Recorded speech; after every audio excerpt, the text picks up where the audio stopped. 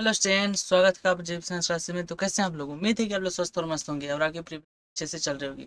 तो आज का जो सेशन है बहुत ही हम लोग महत्वपूर्ण है। देखिए, जो नीट 2024 का एग्जाम होने वाला है उस बहुत ही कम समय बचा है। अब इस लास्ट समय में आपको बहुत जरूरी होता है रिवीजन, क्योंकि आपको रिवीजन करना बहुत जरूरी होता है। अब देखिए, यहाँ पर हम देखने वाले हैं बहुत ही fast revision and physics, modern physics का हम देखने वाले हैं क्या, वन शॉट रिवीजन, जिसमें हम मात्र विदिन 15 मिनट यानी विदिन 15 मिनट के हम मॉडर्न फिजिक्स का पूरा फार्मूला रिवीजन करने वाले हैं। और फार्मूला फिजिक्स के लिए बहुत महत्वपूर्ण होता है, क्योंकि फार्मूला बेसिस क्वेश्चंस आते हैं और मॉडर्न फिजिक्स में तो डायरेक्ट फार्मूला से क्वेश्चन आता है। तो इसीलिए हम यहाँ पर हम मॉडर्न फिजिक्स का फार्मूला देखने वाले हैं। तो चलिए स्टार्ट करते हैं। सबसे पहले देखिए, सबसे पहले प्रकाश विद्युत प्रभाव चैप्टर का हम फार्मूला रिवीजन करने वाले हैं, क्योंकि मॉडर्न फिजिक्स यहीं शुरू होता है। ठीक, तो देखिए सबसे पहले आता है क्वांटम सिद्धांत। क्वांटम सिद्धांत होता क्या है? देखिए, क्वांटम सिद्धांत का आंसर बताया गया कि जो प्रकाश होता है, प्रकाश स्रोत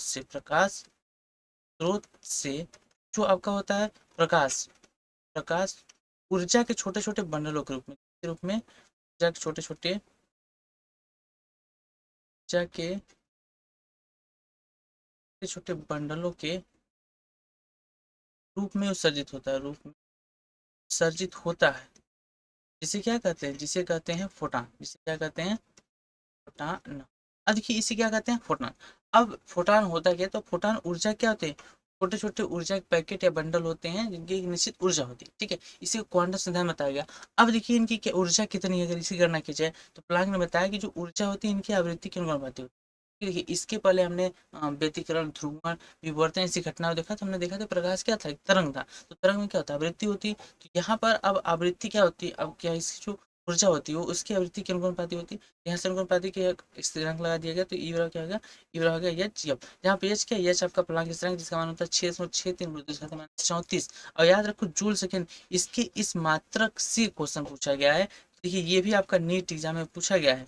आपका नीट एग्जाम में इस मात्रक से क्वेश्चन पूछा गया है, तो इसको भी आप ध्यान में रखिए कि यहाँ पर क्या था और क्या। ठीक है, चलिए अब आगे बढ़ते हैं हम।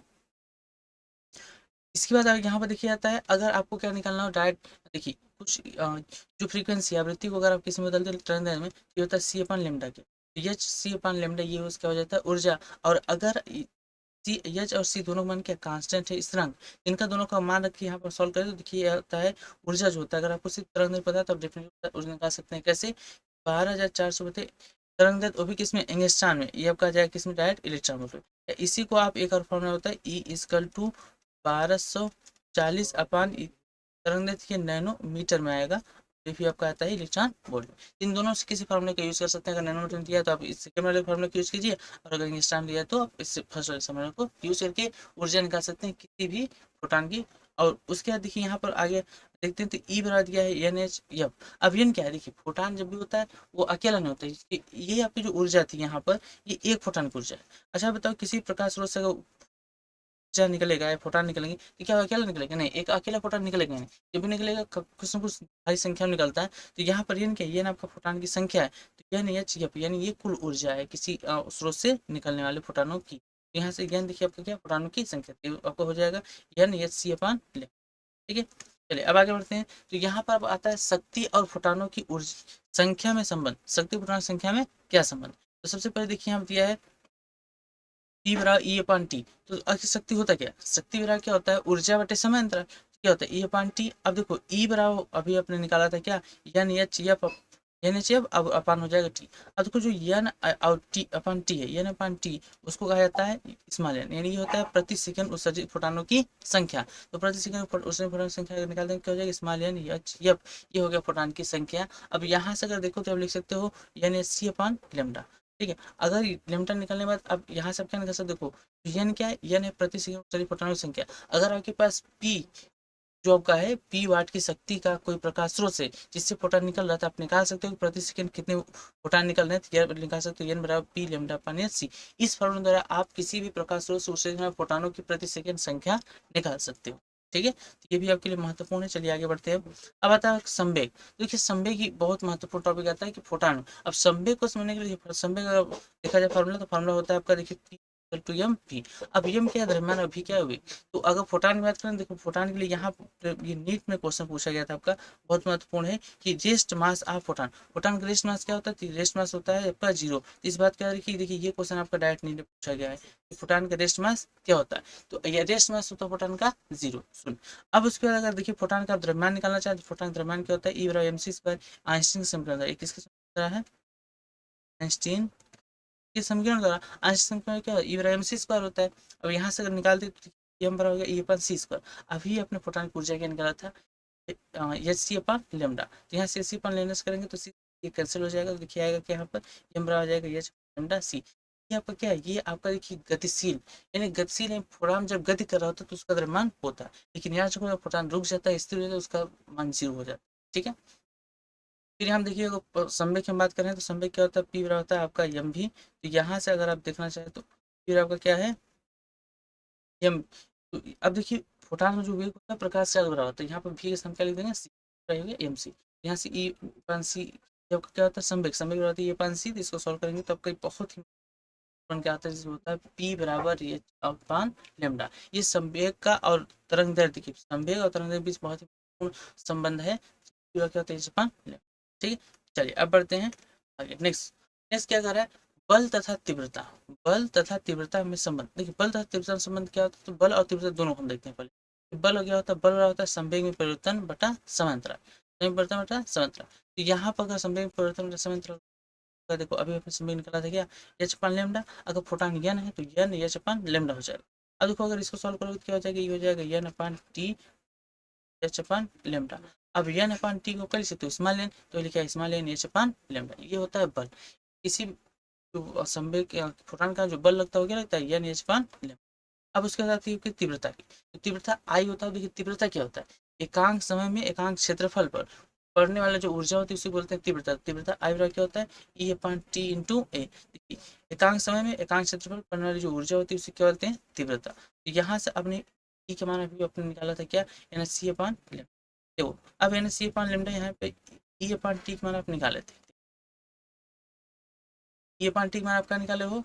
यहाँ से आपका है एन सी अपान लेमडा, तो यही पर वैल्यू पुट की गई है। तो क्या हो गया, N S C upon lambda. अब देखो यहाँ बटे में ए था तो N C upon lambda into A, ये किस क्या आ गया, आपका तीव्रता आ गया।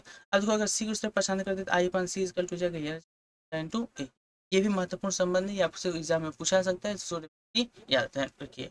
चलिए नेक्स्ट में पढ़ते हैं। अब देखिए नेक्स्ट में क्या अगर आपका, नेक्स्ट में दाब बहुत ही महत्वपूर्ण है। दाब, अब दाब क्या होता है, पी होता है बल बटा क्षेत्रफल। दाब क्या होता है, बल बटा क्षेत्रफल।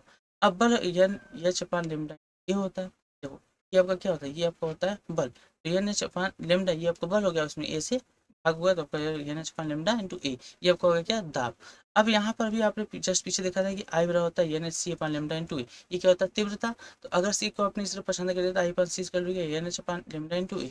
अब N H upon lambda into ये किसके बराबर, ये आपके बराबर है दाब के। किसके बराबर, दाब के। तो यहाँ से लिख सकते हो आप पी बराबर आई अपान सी, क्या लिख सकते हो, पी बराबर आई अपान सी। ये हो गया। चलिए अब आगे देखते हैं आइंस्टीन का समीकरण। देखिए दो वैज्ञानिक लेनार्ड और हर्ट्ज ने क्या किया, तो प्रयोग करके बताया था किसको, प्रकाश विद्युत प्रभाव को। जो चैप्टर का नाम है, चैप्टर क्या नाम है, प्रकाश विद्युत प्रभाव।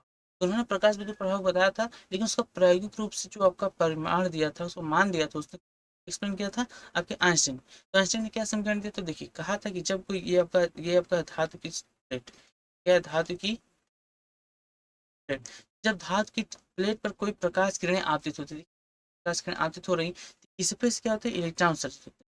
ठीक है, लेकिन इलेक्ट्रॉन उत्सर्जित होने के लिए कुछ शर्तें होती हैं। शर्तें क्या होती है, कि देखिए इस धातु की सतह से इलेक्ट्रॉन को उत्सर्जित करने के लिए एक न्यूनतम ऊर्जा की आवश्यकता होती है। यानी फोटॉन के पास कम से कम एक निश्चित ऊर्जा होनी चाहिए जो इस धातु से उसको इलेक्ट्रॉन को उत्सर्जित कर सके।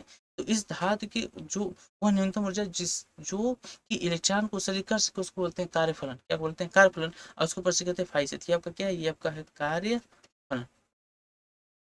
अब देखिए इलेक्ट्रॉन उत्सर्जित होता है, जैसे फोटॉन के पास कुछ ऊर्जा है तो ऊर्जा उसकी दो रूपों में बढ़ जाती है। अगर बात करें किसी फोटॉन की ऊर्जा की, ठीक है, फोटॉन की अगर ऊर्जा तो दो रूपों में बढ़ती है। एक होता है कार्यफलन में, किसमें, कार्यफलन में। और दूसरा किसमें बढ़ जाता है, आपका गतिज ऊर्जा में। गतिज ऊर्जा में जैसे फोटॉन पर जितना ऊर्जा है उस ऊर्जा का जो कार्य फलन होता है भाग करा जाता है, उसका जो शेष भाग बचा होता है वो चला जाता है किसमें, गतिज ऊर्जा। किसकी गतिज ऊर्जा है, जो इलेक्ट्रॉन उत्सर्जित होते हैं इनकी गतिज ऊर्जा में। तो यहाँ पे आपका देखिए वही है, जो फोटान की ऊर्जा होती है ई बराबर होता है 5 प्लस के ई। तो 5 का कार्य फलन है, के क्या है, गतिज ऊर्जा। तो अब देखिए फोटान की ऊर्जा भी आपने निकाला था, क्या होता है, एच एफ होता है।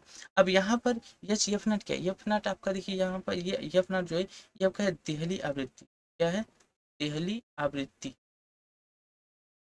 देहली आवृत्ति क्या होती है, इस धातु की सतह से वह इलेक्ट्रॉन उत्सर्जित करने के लिए आवश्यक वो न्यूनतम आवृत्ति जो उसको इलेक्ट्रॉन उत्सर्जित कर सके उसे बोलते हैं देहली आवृत्ति। ये आपको हो गया देहली आवृत्ति plus half M V square. क्या है, गतिज ऊर्जा का सूत्र क्या होता है, हाफ एम बी स्क्वायर होता है। तो यहाँ से अगर आप हाफ एम बी स्क्वायर का मान आप निकालेंगे, देखिए से परेशान कर देंगे तो ये माइनस हो जाएगा। तो half M V square equal to हो जाएगा H F minus H F nought. अब इसको अगर हम देखते हैं आगे, तो इन दोनों को लिख सकते हो, काइनेटिक एनर्जी इक्वल टू क्या लिख सकते हो, H F minus F not. यहाँ देखो काइनेटिक एनर्जी होता है ई वी नॉट के बराबर होता है। ई वी नॉट क्या है, निरुद्ध। अब इस चीज को समझो यहाँ पर,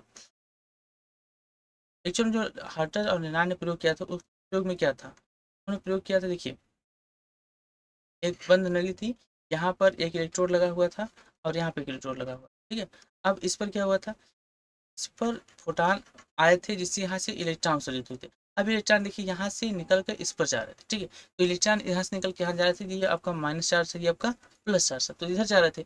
अब उन्होंने क्या किया, इस चार्ज को बदल दिया, चार्ज प्लेट बदल दिया, मतलब इसको प्लस कर दिया और इसको माइनस। जब उन्होंने चार्ज बदल दिया तो इलेक्ट्रॉन इधर जाने से रुकने लगे। अब इनको वन, अब जब रुकने लगे तो फिर विभव मान उन्होंने बढ़ाते हैं, इनके बीच देखिए एक प्लस एक माइनस है, तो इनके बीच क्या उत्पन्न होता है, विभवांतर। अब इस विभव मान उन्होंने क्या किया, बढ़ा दिया। जब विभव हम बढ़ाते गए तो एक ऐसा टाइम आ गया जिस पर कोई भी इलेक्ट्रॉन इससे यहाँ पर नहीं पहुंच पा रहा था। वह विभव जिस पर कोई भी इलेक्ट्रॉन प्लस से माइनस को नहीं पहुंच पा रहा था, या फिर इसमें कोई धारा नहीं उत्पन्न हो रही थी, क्योंकि कोई इलेक्ट्रॉन से धारा उत्पन्न होती है, तो इससे प्रकाश धारा होती है। जब प्रकाश धारा मान शून्य हो गया तो उस विभव को बोला गया निरोधी। क्या बोला गया, विभव निरोधी। अब इसी निरोधी विभव को दर्शाया गया किससे, भी नाट से। ई वी नॉट और ई ये क्या होता है, एक ऊर्जा होता है, तो ये बराबर होता है किसकी, गति ऊर्जा की। तो वही लिखा देखिए काइनेटिक एनर्जी के ही बराबर होता है E V not. E V not क्या है आपका, निरोधी विभव और इलेक्ट्रॉन। अब यहाँ सब लिख सकते हो काइनेटिक एनर्जी बराबर लिख सकते हो ई वी नॉट। तो ई वी नॉट बराबर क्या होगा, H F minus H F naught. इन दोनों में एच देखिए कॉमन ले सकते हैं और ई को इस तरह पसंद कर दे, एच अपान आ गया ई, वी नॉट हो गया H upon E F minus F not. ये आपका हो गया क्या, ये आपका बहुत ही महत्वपूर्ण समीकरण है, ऐसे बोलते हैं आइंस्टीन का समीकरण। ये भी आपका आइंस्टीन का समीकरण है, और देखिए यहाँ पर ये भी आपका आइंस्टीन का समीकरण, ठीक है। ये भी आपका आइंस्टीन समीकरण है और साथ ही ये भी दोनों दोनों वही है, लेकिन स्टेप में थोड़ा सा अंतर है कि पहले स्टेप में बढ़ता है, थोड़ा आगे स्टेप में चलता है। अब देखिए इन इससे यहाँ पर एक ग्राफ बना है जो कि बहुत, ग्राफ किसके किस बना है, तो विभव और आवृत्ति ग्राफ बना है, किसके किसके, विभव और आवृत्ति। अगर आप यहाँ पर विभव और आवृत्ति के बीच ग्राफ बनाते हैं तो यहाँ देखिए बनना क्या है, तो ये आपका हो गया इसकी सीधी बनता है, क्योंकि देखिए विभव की आवृत्ति क्या है, अनुलोमानुपाती सीधा होना। अब देखिए यहाँ से ये ऊपर जो है ये आपका है एफ, और इसके नीचे जो ये आपका है एफ नॉट। देखिए माइनस में तो माइनस है एफ नॉट नीचे। अब यहाँ पर जो ढाल इसका आ रहा है, ठीक है, तो ये देखिए जो ये बिंदु है ये आपका है क्या, फाइनल, फाइनल मतलब कार्य फलन यानी ऊर्जा। अब ये वी नॉट यहाँ पे देखिए माइनस में आपका है, ये आपका क्या है, वी नॉट, और ये आपका है आवृत्ति, ठीक है। अब इसके यहाँ पर कुछ महत्वपूर्ण अन्य ग्राफ हैं जो आपके लिए बहुत महत्वपूर्ण, ध्यान समझिए। अब महत्वपूर्ण ग्राफ किसके किसके बीच देखिए, पहला ग्राफ आपका है तीव्रता से, दूसरा आपका आवृत्ति से। तो तीव्रता और आवृत्ति से यहाँ पे क्या है, देखो सबसे पहले अगर आप तीव्रता को बढ़ाते हो, किसको बढ़ाते हो, तीव्रता, यानी जो प्रकाश आपतित हो रही धातु की सतह पर उसकी तीव्रता को आप बढ़ाते हो, तो तीव्रता से बढ़ाने से मतलब क्या होगा, अपने फोटानों की संख्या बढ़ाती है। देखिए तीव्रता में क्या होता है, आपका जो तीव्रता है, तीव्रता मतलब फोटानों की संख्या, फोटानों,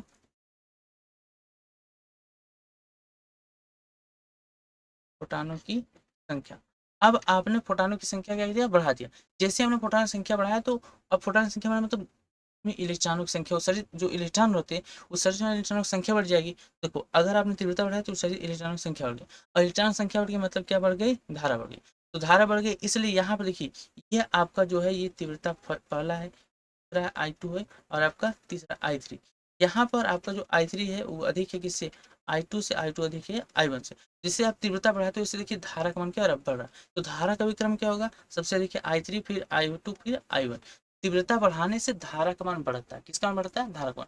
लेकिन निरोधी विभव में कोई भी प्रभाव नहीं पड़ता, निरोधी विभव वही रहता है। देखिए निरोधी विभव वही है, देखिए धारा का मान बढ़ रहा है।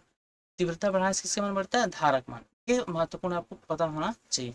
दूसरा पॉइंट आता है देखिए आवृत्ति। अगर आप आवृत्ति बढ़ा देते हो, देखो अगर आप आवृत्ति बढ़ाते हो तो आवृत्ति की बढ़ती, ऊर्जा बढ़ती। क्यों? क्योंकि आपने अभी पढ़ा था ई इज टू क्या, एच सी एफ। यहाँ सी एफ क्या है, आवृत्ति ऊर्जा के अनुक्रमपाती। तो जब आप आवृत्ति बढ़ाते हो तो क्या बढ़ती है, ऊर्जा बढ़ती है। ऊर्जा बढ़ती है तो यहाँ पर जैसे से आवृत्ति बढ़ा ऊर्जा बढ़ी। तो ऊर्जा अगर बढ़ गई तो देखो, अगर ऊर्जा बढ़ी तो गतिज ऊर्जा क्या हो जाएगी, बढ़ जाएगी। और गति ऊर्जा बढ़ जाएगी तो निरोधी विभव क्या हो जाएगा, बढ़ जाएगा। तो यहाँ पर अगर आप आवृत्ति बढ़ाते हो तो निरोधी विभव मान बढ़ता है।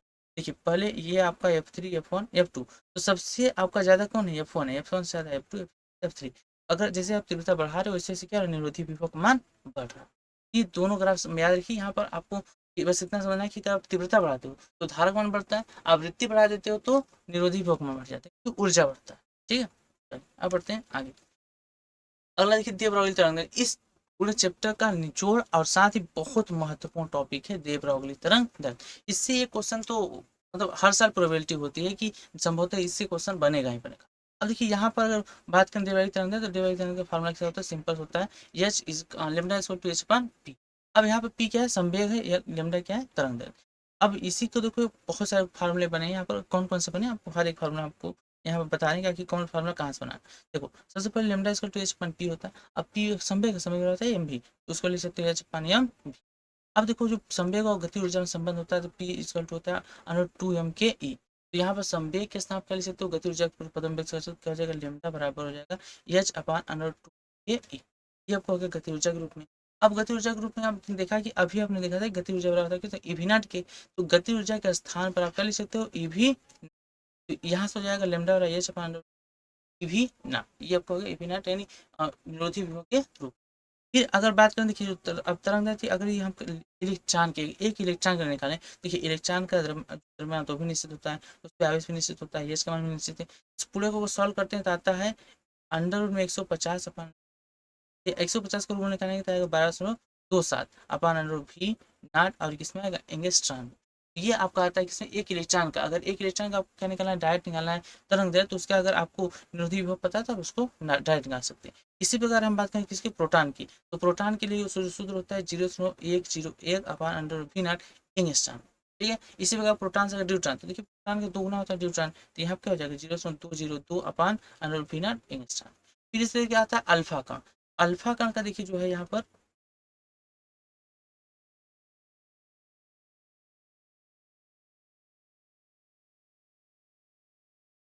देखिए अल्फा कण के लिए अगर बात करें तो क्या हो जाएगा 0.286, देखिए 0.286 टू एन।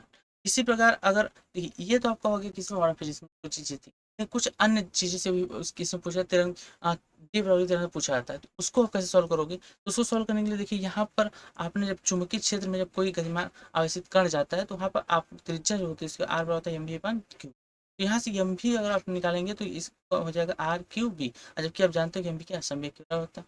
यहाँ सबका हो जाएगा H upon R Q B, यानी किसी चुंबकीय क्षेत्र में अगर कोई गतिशील कण आवेशित कण है तो उसका जो आपका द्विआवर्ती तरंग होगा क्या होगा H upon sorry H upon R Q B. इसी प्रकार देखिए अगर ताप किसी का पदार्थ है या गैस है, उसका अगर तापमान दिया है तो ताप दिया है, तो उसके आधार पर देखिए उनकी जो गति ऊर्जा होती है ऊर्जा होती है वो 3.2 के बी इंटू टी होती है। अब यहाँ से अगर आप निकालें तो जो ऊर्जा है गति ऊर्जा के बराबर होगी। और अभी आपने देखा था कि लेमडा क्या था H upon two under two M K E, तो के ई के स्थान पर क्या रख देंगे, देखिए के बी नॉट को रख देंगे तो उसको कैंसिल हो जाएगा। तो ये आपका आएगा lambda equal to H upon under T M K B into T. ये आपका इतने फार्मूले हैं जो बहुत महत्वपूर्ण है। देखिए ये द्विआवर्ती तरंग का पूरा आपका यहाँ पर एक चार्ट बना के हम दे दिए जिसको आप एक बार में पूरा वन शॉट में रिविजन कर सकते हैं। ये आपका था प्रकाश विद्युत प्रभाव के बहुत ही महत्वपूर्ण फार्मूले। देखिए इसके बाद यहाँ पर आगे है आपका परमाणु से रिलेटेड रदरफोर्ड का परमाणु मॉडल है, फिर इसमें नाभिक का आकार। तो ये सेशन को अब हम यहीं तक रखते हैं। अब तो ये आप बताइए कि इस सेशन आपको कैसा लगा, क्या आपको फार्मूले सभी एक साथ एक वन शॉट में रिविजन हो गए। ये जो आपके वन साइड रिवीजन था, बहुत ही महत्वपूर्ण था। इसको आप फिर से एक बार फॉर्मूला पूरा रिवाइज कर लीजिए। और आज का सेशन हम यहीं तक रखते हैं। तो आप कमेंट में जरूर बताइएगा कि अगर आपको अच्छा लगा है तो इसका पार्ट 2 आएगा, जिसमें पार्ट 2 में हम देखिए यहाँ पर आगे परमाणु का करने वाले हैं, फिर इस तरीके से नाभिक का और फिर अर्धचालक का, जो जितने भी चैप्टर्स हैं मॉडर्न फिजिक्स में, हम सभी का फॉर्मूला आपके लिए रिवीजन करके एक शॉर्ट बना देंगे, जिससे आप वन शॉट में विद इन 15 मिनट्स आप पूरा रिवीजन भी कर लेंगे, क्योंकि रिवीजन का टाइम ही चल रहा है। तो यहाँ से आपका फॉर्मूला रिवीजन जल्दी जल्दी हो जाएगा और आप प्रैक्टिस क्वेश्चन अपना करते हैं। तो मिलते हैं नेक्स्ट वीडियो में, तब तक के लिए टाटा बाय बाय। अपना रिवीजन करते रहिए एग्जाम के कंसंट्रेशन के साथ, और कमेंट में जरूर बताइएगा कि आपको पार्ट 2 चाहिए कि नहीं। तो जैसे आप कमेंट करते हैं हम पार्ट 2 अपलोड कर देंगे। ठीक है, चलिए मिलते हैं नेक्स्ट वीडियो में।